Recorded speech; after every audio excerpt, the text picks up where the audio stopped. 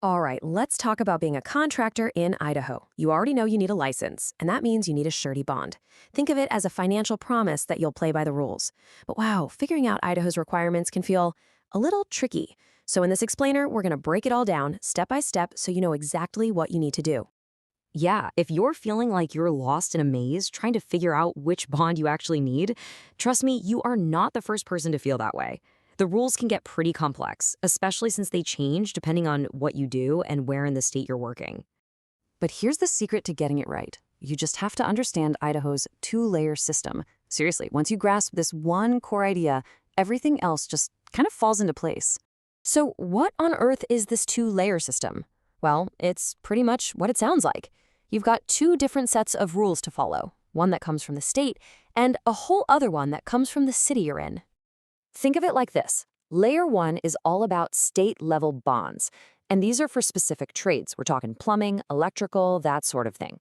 Then you have Layer 2, which is about city-level registration bonds. These are mostly for general contractors, and they can be different in every single city.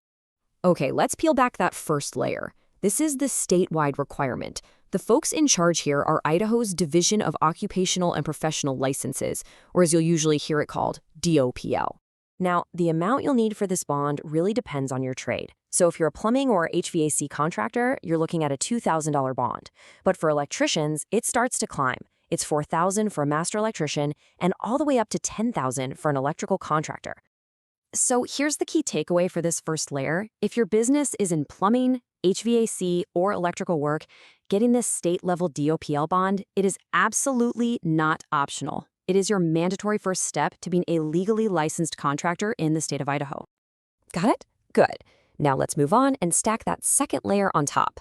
This is where things get even more local. We're talking about individual cities and towns adding their own completely separate requirements on top of those state rules. And this table really shows you just how different things can be from one place to the next. Look at Boise. You'll need a $25,000 bond there. But drive over to Meridian and it drops to $15,000. In Nampa, it's $10,000. It just goes to show where you plan to work is a huge factor. Now, here's a really important distinction you need to know. These city-level bonds, they're mainly for general contractors. And you might be asking, why? Well, it's because Idaho is actually one of the few states that doesn't have a statewide general contractor license. Instead, all of that registration is handled at the local city level. This table right here, this is the cheat sheet.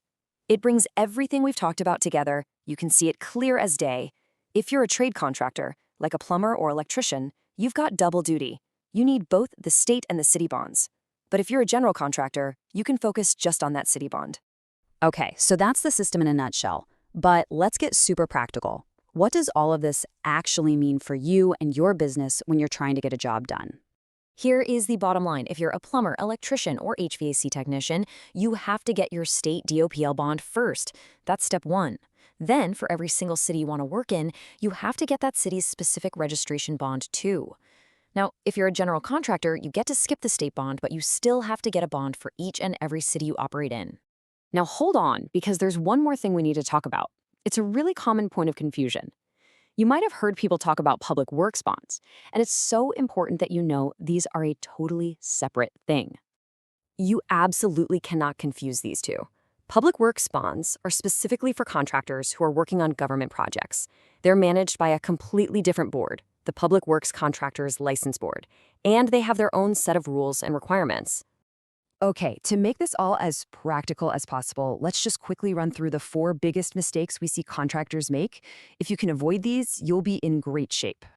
Number 1, always, always, always check the local city requirements before you bid on a job. 2, remember your bond has to stay active for your whole license period. Don't let it lapse. 3, like we just said, don't mix up your DOPL trade bond with a public works bond. And finally, number 4, never assume your state trade license is some kind of golden ticket to work anywhere. It's not.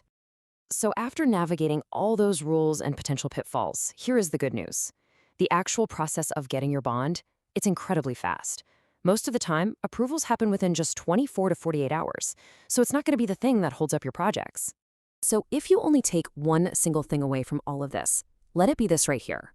In Idaho, being compliant always comes down to checking the requirements at both levels, the state level for your trade and the local city level for where you're working. And if you're ready to take that next step and get the bond you need, you really don't have to wait. You can get a quote super quickly and easily, often in just a matter of minutes. Just head over to buysuretybonds.com. It's truly the fastest way to get your business fully bonded, fully licensed, and ready to get to work anywhere in Idaho.